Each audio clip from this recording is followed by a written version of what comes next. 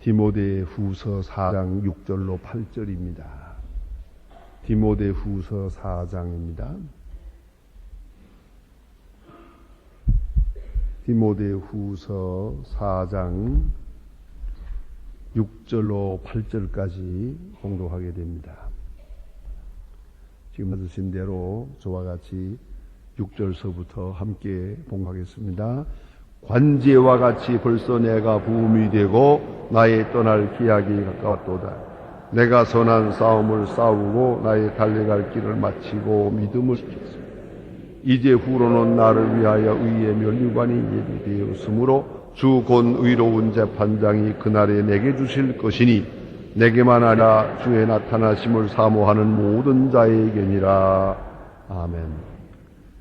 오늘 본문에서 우리는 정말로 아주 종말적인 사도 바울의 신앙 고백을 여기서 읽을 수가 있습니다. 우리가 생각하는 인생은 나는 때가 있고 죽는 때가 있고요. 온 때가 있으니 이제 갈 때가 있습니다.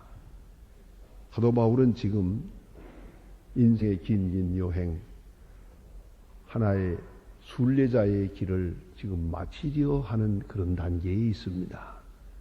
마지막에 보면은 지금 경기장에서 경기하는 사람들이 마지막 코스를 뛰고 있습니다.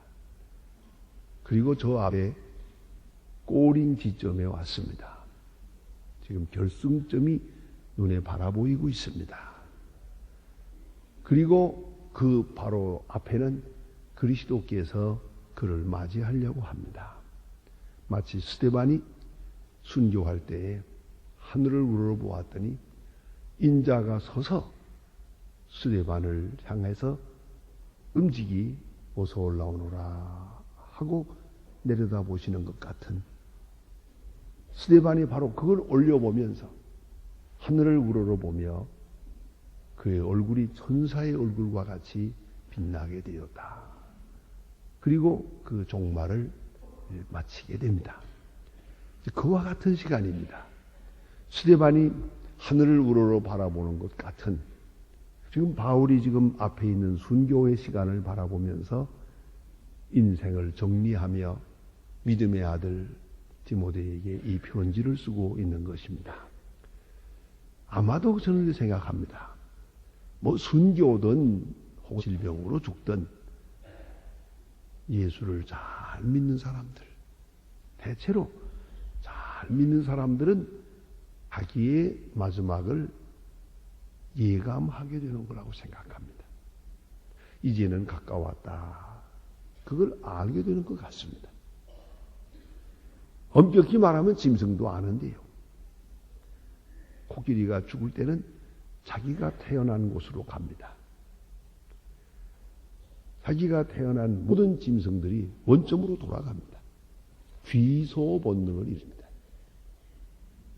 사람도 사실은 이 모양 저 모양으로 세상을 갑니다. 그러나 원칙대로 말하면, 원리대로 말할 것 같으면 사람은 건강하게 살다가 얼마간의 나이가 된 다음에 쇠잔해서 조용히 잠들듯이 갑니다. 그렇게 가는 것이 정상적인 세월입니다. 제가 세상에 나서 맨 먼저 죽음을 본 것은 제 할아버지 죽음입니다. 제 할아버지가 86세에 사셨습니다. 그 전날까지 낚시질을 했습니다. 참 낚시질 전문입니다. 할 일 없으니까 그죠? 여름에는 낚시를, 겨울에는 또 여기 낚시, 연못으로 이 연못 저 연못으로 다니면서 그렇게 강으로 다니면서 낚시질을 하고 그러세요. 그런데 그 전날까지 낚시질을 한 분이 그날 아침에 온 식구를 불러놓고 아무래도 내가 오늘 갈 것 같다 그래요. 그래서는 사랑방에 늘 계시던 분이 점심 지난 다음에 점심을 안 잡수세요. 오늘은 내가 먹지 않겠다. 그리고 안방에다가 자리를 펴라고 그래요. 그리고 그 넓은 방에 들어오셔서 앉아서 쭉 말씀하시고 본인이 베개하고 누웠어요. 힘들다고.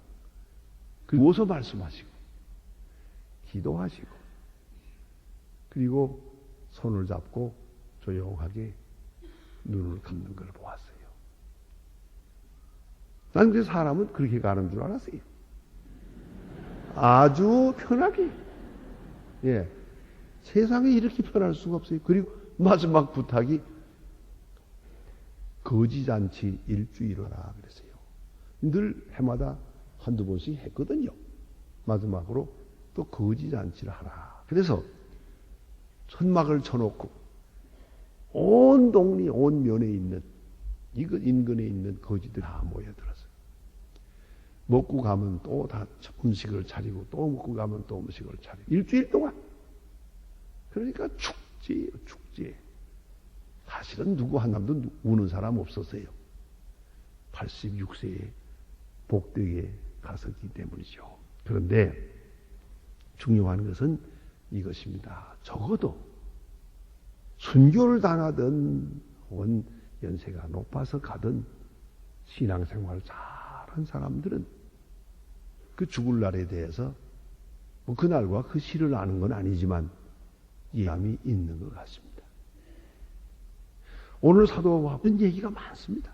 뭐 이런 얘기가 얼마든지 많습니다.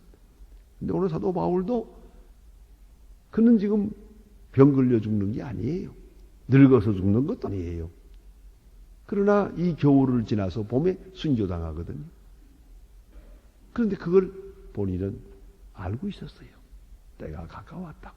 그래서 오늘 본문에 나타난 것은 그 마음의 그 생의 끝이 왔다는 것을 지금 이렇게 말하고 있는 거예요. 그는 이렇게 고백하고 있는 거예요. 그의 간증이요, 그의 신앙 고백이요. 놀라운 이야기가 아닐 수 없습니다. 이제 그는 이렇게 말합니다. 관제와 같이 부음이 되었다라고 말합니다. 관제와 같이. 스펜데스타라고 하는 이 말의 그 원문의 뜻을 좀 배경을 살펴보면요. 스펜데스타라는 것은 하나님의 전에 피를 쏟아붓는다 하는 뜻이에요. 제단에다가 피를 쏟아붓는다. 그게 관제예요. 그래서 우리가 관제라는 붓는다는 뜻이거든요. 양의 목을 치고 피에서 나오는 것을 바켓즈에 받아가지고 가서 제단에다가 시뻘간 피를 쫙 부어요. 그리고 이 불을 태우거든요. 그 붓는 것, 이 관제예요. 그 히브리 개념으로 볼 때는 내 생명을 이제 다 쏟아버릴 때가 왔다. 이제 부어버릴 때가 끝이 왔다. 그런 뜻이고요. 이건 로마 사람들의 이해를 받아요. 로마 사람들의 문화 속에서 이해하면 조금 다른 뜻이 됩니다만 해도 돼요. 그것은 뭐냐면 로마 사람들의 식사 문화를 생각해야 되는데 2000년 전 그 당시에 로마 사람들이 잔치를 하든가 돈 많은 부자가 식사를 할 때는 좋은 음식을 가지고 식사를 쭉 한 다음에 맨 식사 끝에 시작이 아니고 끝에 가서 식사 끝에 하는 행사가 하나 있어요. 그 행사가 바로 포도주의 잔에다가 포도를 담았어요. 이거를 자기들의 집안에 만들어 놓은 우상의 제단에다가 갖다가 이걸 부어요. 이것이 마지막 행사예요. 식사 중에 맨 마지막 행사가 우상 앞에 포도주를 붓는 거예요. 그게 바로 그것이 스펜디사이예요. 그런 뜻이 있어요. 그래서 내 인생의 이 생활 전체를 마감하는 내 생애의 끝에 끝 순서로 남은 순교라고 한 하나의 행사가 남았다. 이젠 할 일 다 했어요. 할 말도 다 했어요. 이젠 아무 거리낌이 없어요. 남은 것은 순교하는 일만 남았어요. 죽는 일만 남았어요. 바로 그런 순간을 이렇게 표현하고 있습니다. 나는 벌써 관제와 같이 부음이 있다. 부어졌다 하는 말이에요. 그 다음에 주신 말씀은 떠날 기약이 갖고 왔다 그랬어요. 이것 또한 역시 상징적 의미가 있는 말씀입니다. 떠날 기회, 이 떠난다는 말에 그 깊은 신학적 의미가 있습니다. 그 배경이 있습니다. 이것은 멍에를 벗는다는 뜻입니다. 여러분, 이제 소의 멍에에다가 멍에를 메워요. 단단히 묶어요. 그리고 하루 종일 끌고 다니면서 일을 시켜요.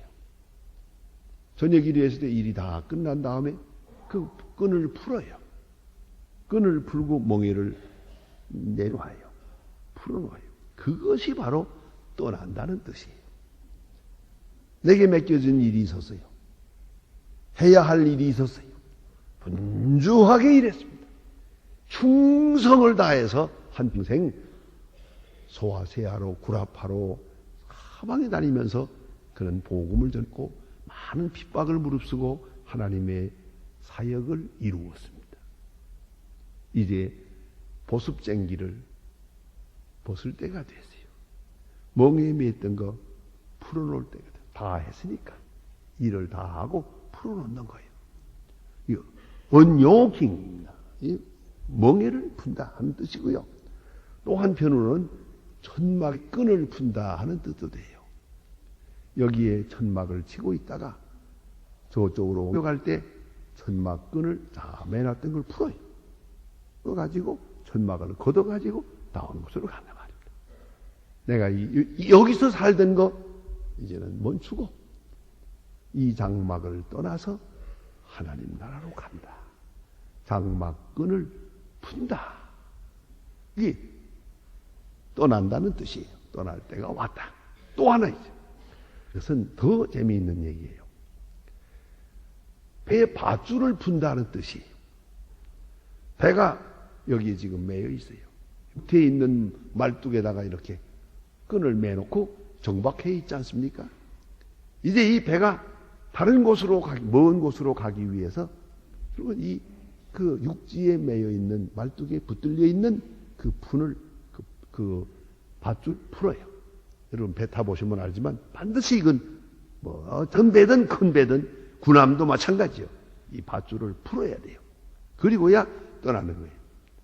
자, 이 밧줄을 풀고 떠날 때가 됐다. 얼마나 멋있습니까? 영원한 나라로 가는 배를 타고 내 지금 떠날 때가 돼. 육지에 매여 있는 이 줄을 풀어야겠다. 풀고 밧줄을 풀고 떠나겠노라. 나의 떠날 때가 가까웠다. 얼마나 참 확실하고 분명한 뜻깊은 말씀입니까? 그것은 곧 목적으로 향하는 길이요, 소망으로 향하는 길이요, 더 중요한 것은 안식으로 하는 길이에요. 이제는 쉴 것이에요. 지금까지 보습쟁기를 걸머쥐고 멍에를 메고 수고했지만 이제는 쉴 거예요. 편안히 쉴 거예요. 이제는 이 세상이라는 데 붙들려 가지고 살 것 없어요. 밧줄을 딱 끊어버리고 먼 곳으로 항해를 떠는 거예요. 가만히 쉬는 거예요. 그런 때가 왔다. 이렇게 말씀하고 있습니다. 그리고 이제 자기 생애를 돌아보면서 내 생애는 어떤 것이었던가 세 가지로 말씀하고 있습니다. 지난날에 살아온 생애, 삶의 그 모습이 상징적으로 세 가지가 있었는데 첫째가 뭐냐면 군인입니다. 그래서 선한 싸움을 싸우고 그랬어요. 군인으로 살았다는 거죠. 이미도 말씀드린 것처럼 군인이란 사냐 죽느냐 하는 문제예요. 군인은 전적으로 생명을 내치고 생명보다 더 귀한 일을 위해서 산 것이 군인이에요. 군인은 언제 죽을 몰라요. 죽을 각오하고 군인이에요. 군인은 나가면서 살고 죽고 걱정한다면 못 나가는 거죠. 살고 죽는 것보다 더 중요한 일이에요. 나라를 위해서, 평화를 위해서, 의를 위하여 하는 명예를 위하여 생명보다 훨씬 더 높은 가치의 것을 위하여 사는 사람이 군인이에요. 적어도 군인은 생명을 아까워하지 않아요. 하고 있는 일을 위해서 언제든지 죽을 수 있어요. 저는 지금도 기억합니다만 가끔 그런 꿈을 꿔요. 제가 군대에 있을 때 얼마 동안 첩부대에 있어서 그러다가 통신관계가 있기 때문에 첩부대와 같이 있었는데 그때 가끔 밤중에 첩보 나갈 때가 있어요. 이건 한 번 나가면 평균 12명 나가면 8명 돌아와요. 4명은 죽든지 실종되든지 대체로 그래요. 12명 돌아오는 일이 가끔 있지만 그건 기적이에요. 아무래도 몇 사람은 못 돌아오죠. 자, 이제 밤중에 첩보를 나가는데 또 이렇게 깜깜한데 사에 들어와서 후라시 이렇게 키고서 이름 불러요. 아무개. 그럴 때 네 하고 일어서는데요. 이거 이제 가면 죽을 적어도 3분의 1은 죽어요. 그럼에도 불구하고 그때 나 배 아파 못 가겠는데요. 나 이거 어때서 그렇게 핑계대는 사람 없습니다. 이름 부르면 다 네 하고 이렇습니다. 여기는 생명이 걸려요. 그래도 처음부터 그렇게 출발한 게 군인이에요. 목숨을 걸고 나라를 지키고 목숨을 걸고 의를 위한 것이죠. 그리고 명분을 위한 거죠. 만약 그 시간에 나가 뭐 어젯밤에 배가 아팠는데 이딴 소리 하는 사람이 있으면 아마 두고두고 쪼다들 거예요. 하나 안 더요.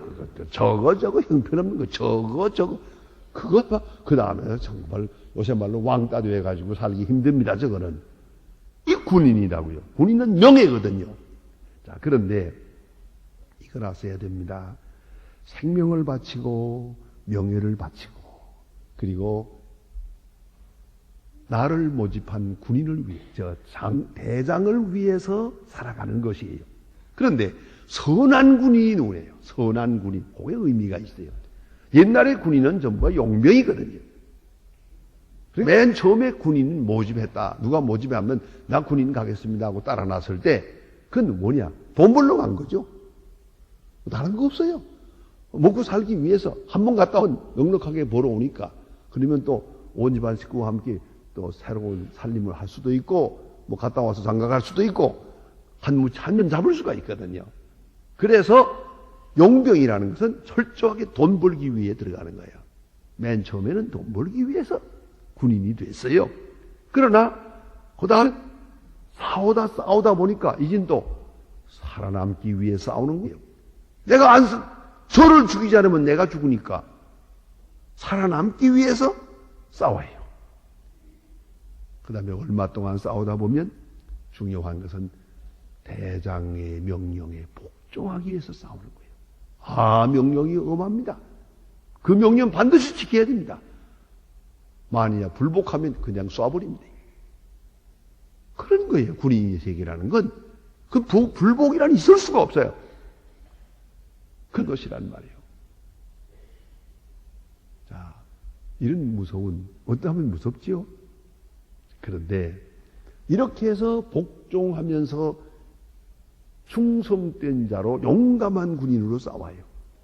얼마 가보면은 이제는 얘기가 달라져요. 대장님을 존경해 싸우는 거예요. 대장님을 존경해요. 저분이 훌륭한 분이다. 저분이 하는 일이 너무 좋다. 저분의 뜻이 너무 귀하다. 나도 저분과 함께 살다가 저분과 함께 죽을 것이다.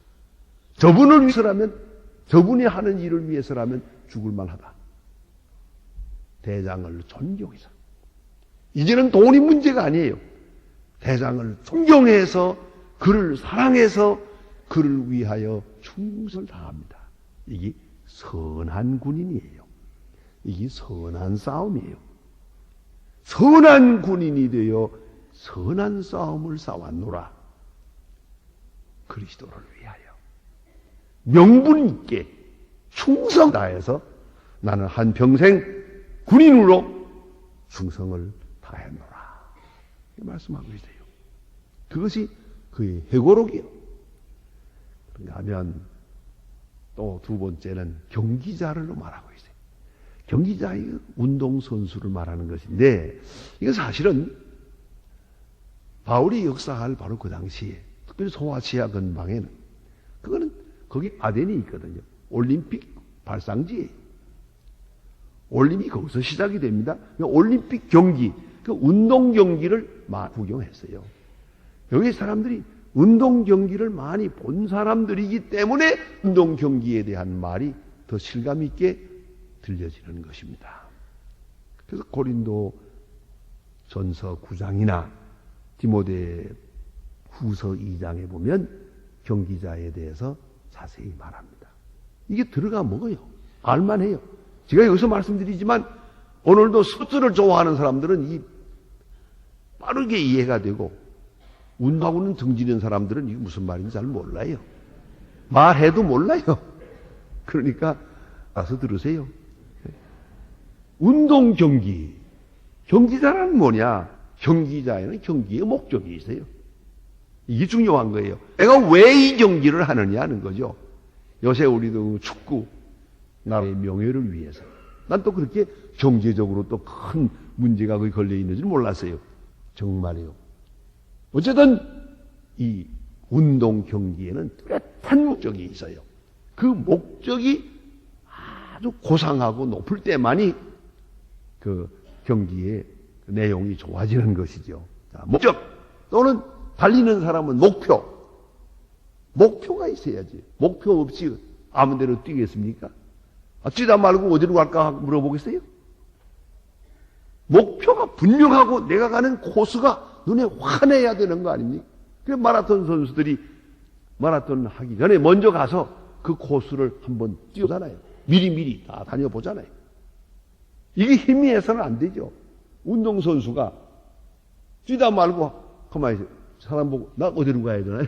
그 물어보는 사람이 있다면 그 정신 나간 사람이지. 안 그렇습니까? 정신 나간 일이 좀 있어요.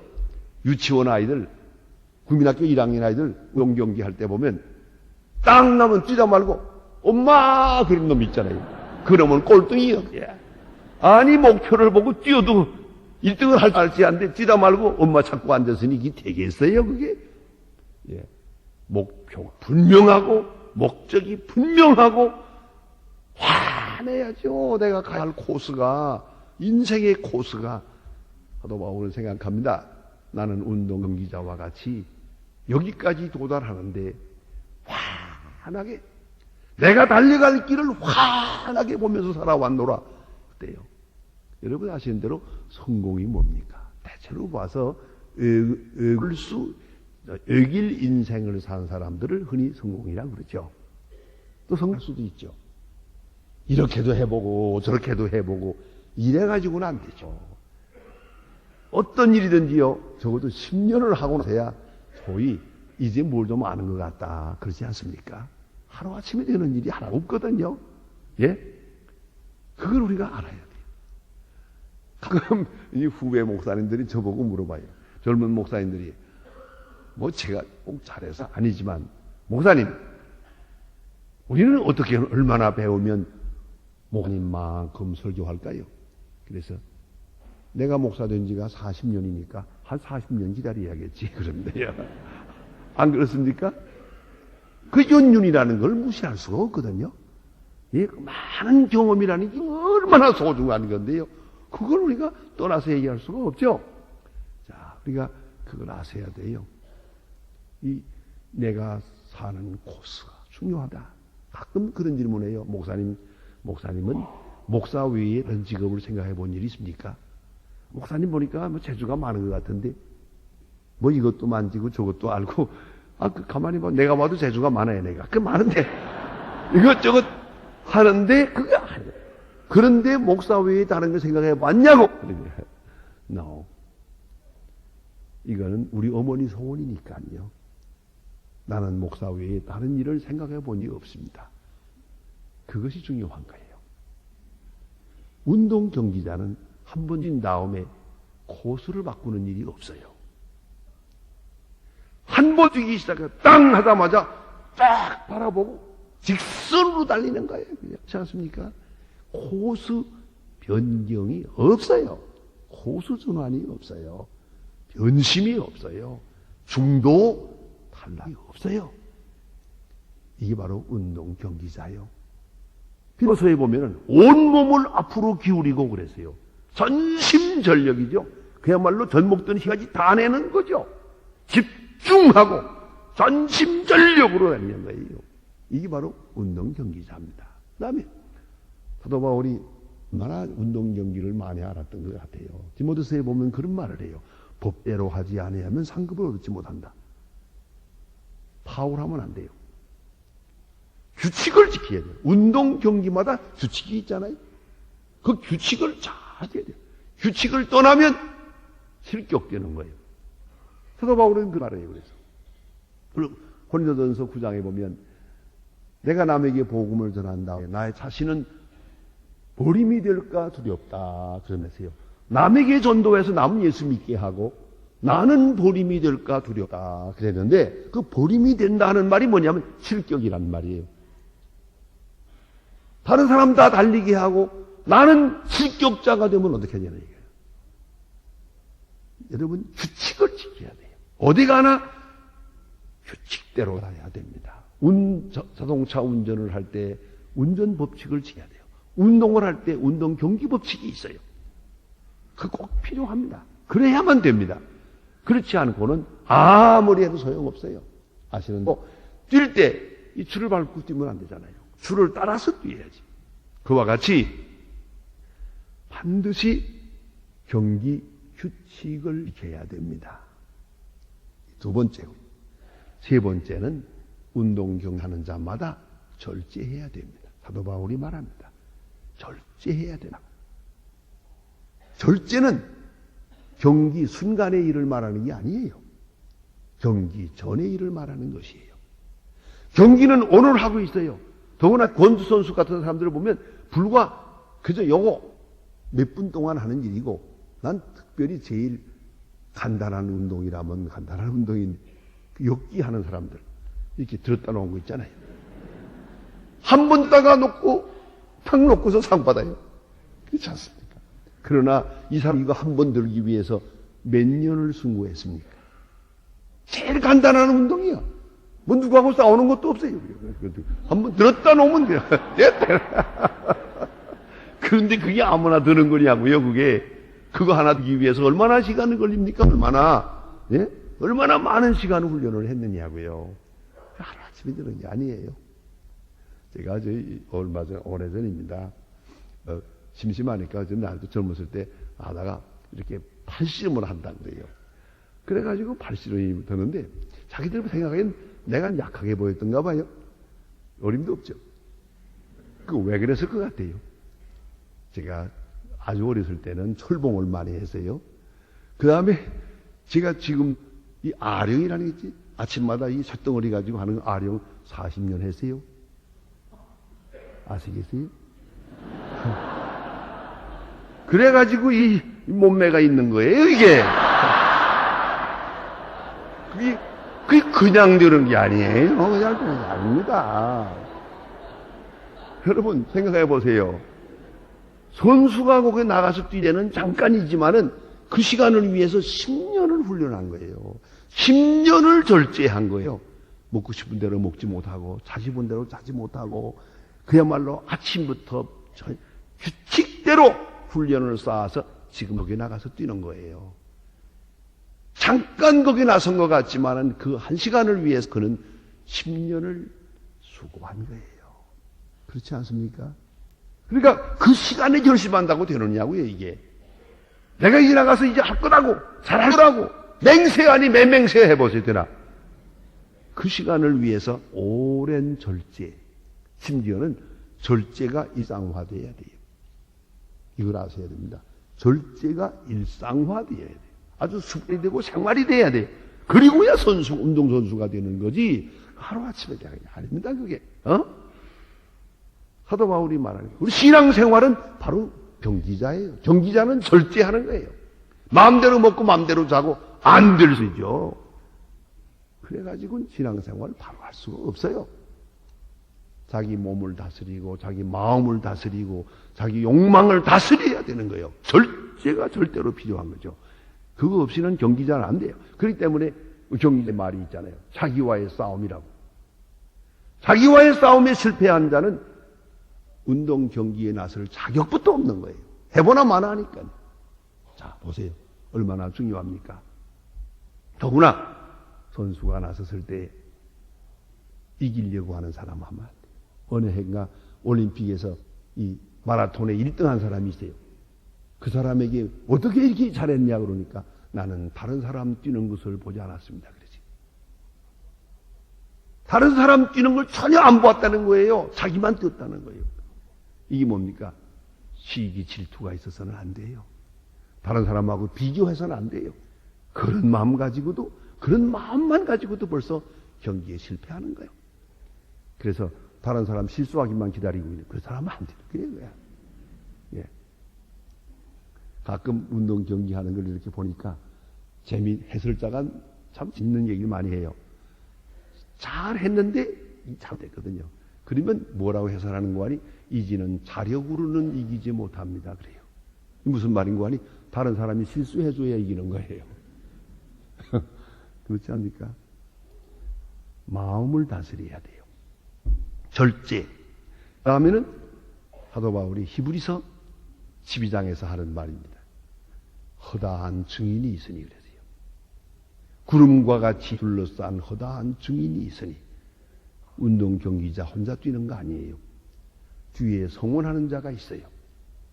여러분 생각해 보세요. 여러분 하나하나가 운동 경기자예요. 지금 달려오고 있는데 여러분의 믿음의 조상들, 우리의 믿음의 조상들이 지금 내려다보고 있어요. 달리다가 아이고 저거 넘어지고 아이고 저 술집으로 가면 아이고 안 되는데 저거 걱정한다고요. 구름과 같이 둘러싼 허다한 증인이 우리를 지켜보고 있어요. 우리 경기장 보세요. 축구장이든 어디든지 가면 그 수만 명이 그것을 지켜보고 있잖아요. 그 앞에 가서 운동하는 거 얼마나 요새 말로 스트레스를 받겠어요. 그거 얼마나 긴장이 되겠어요. 그렇지 않습니까? 얼마나 어렵겠어요. 많은 사람이 걱정하며 성원하며 사랑하며 존경하며 지켜보고 있다는 걸 잊지 마세요. 그 속에 내가 있는 거예요.